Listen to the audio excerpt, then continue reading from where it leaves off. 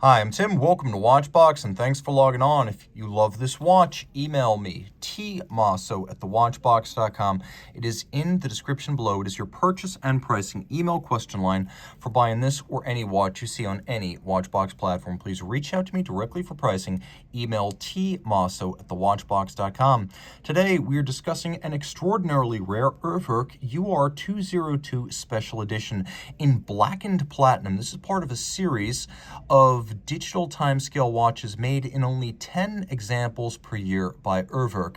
So taking a quick look, what we've got is a case in blackened platinum, which is a house specialty at Urwerk and almost unheard of elsewhere in the industry. The watch measures 44.1 millimeters from side to side. That is basically the width of it on the wrist. And then from end to end across the wrist, the total distance is 47.7 millimeters. So it's not broad across the wrist. It is 14.9 millimeters thick. The watch wears well on my wrist, which is 16 centimeters in circumference, and I'll give you a look at how this lovely piece from Martin Fry's pen and Felix Baumgartner's imagination wears on the wrist. Fry and Baumgartner, the founders and principals of Urwerk, creating unique watches since 1997. They were one of the original independents, long before the likes of Richard Mille and F.P. Journe and de Bethune were in business. Urwerk was one of the earliest adherents to the idea of independent modern horology. Now, my wrist at 16 centimeters circumference wears the watch pretty well, but it is massive with all of its platinum. It'll slide underneath the cuff, surprisingly, because it's so sloped in profile, and it's not terribly broad across the wrist. You can actually see that the lugs are underslung, so the pivot points of the lugs are actually inboard of the ends of the watch, meaning it fits even better than the bare dimensions would suggest. I think you could wear this on a wrist as small as 15 centimeters circumference. You read it like so. Right now, it is 4:30. It's a digital display. 4 is the hour, 30 is the minute, 1 sweeps the other. Let me demonstrate how this works, but first let's talk about the strap. It is entirely proprietary. You can see it has a textile pattern, but it's not textile, it's rubber. It's also tiered. We have screws and bars fixing it in place on both sides, which I like. Spring bars on a watch this heavy and expensive would be a bit unnerving. This arrangement is better. Now you can see on the underside there's a lot of evacuation. There are hollows on the underside to let the wrist breathe better, and then there's a wonderfully velvety insert on both sides to make it supple against the wrist. We have here a blackened titanium retainer for a strap that uses a Velcro closure. So if you often find that you're between sizes on a watch with punched holes or bracelet links, here Velcro gives you infinite adjustability. Taking a quick look at the case, you can see those underslung pivot points for the strap. You can see the crown. The crown is used for setting. It pops out, and it's a relatively simple watch. We have a moon phase, we have a day-night indicator, and then we have these telescoping displays. So it's a satellite system like wandering hours, like an AP star wheel, but then you can see that we also have retractable telescoping needle indicators, and we have rotating blocks, so they sweep like a star wheel, but the numerals also rotate into position, and the telescoping index extends from the block as each succeeding hour comes on. So now you can see it is 7:25. Now you could see that it is 8:35. That's how you read the time.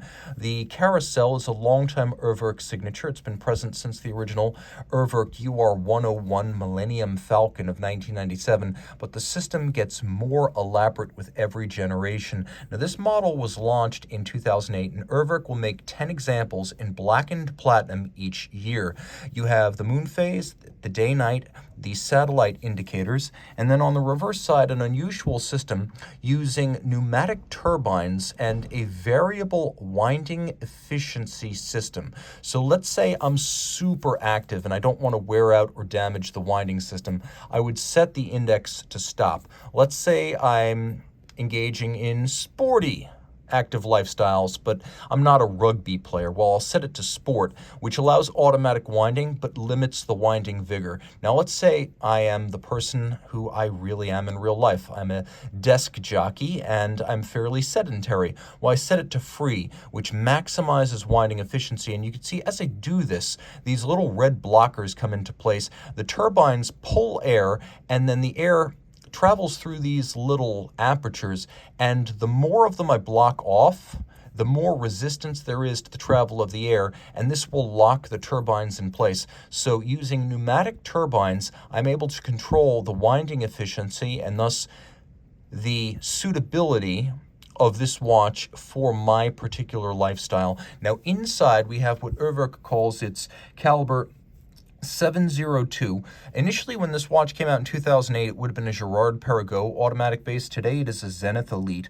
It's an automatic winder. In this application, it has a 39-hour power reserve. It has the moon phase, it has the day-night, it has the satellite hours.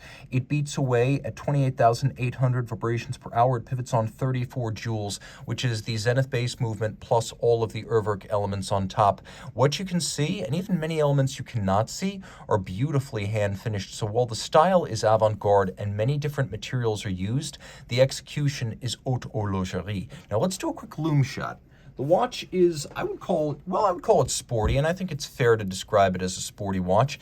It is not an aquatic watch because it's 30 meters water resistant, but you could see it is very sporty, being hefty, outrageous, and well loomed. And you can see both the moon phase and the day-night are loomed, and then all of the individual blocks as well as their indices are loomed. This is an easy watch to read if your phone isn't struggling with autofocus.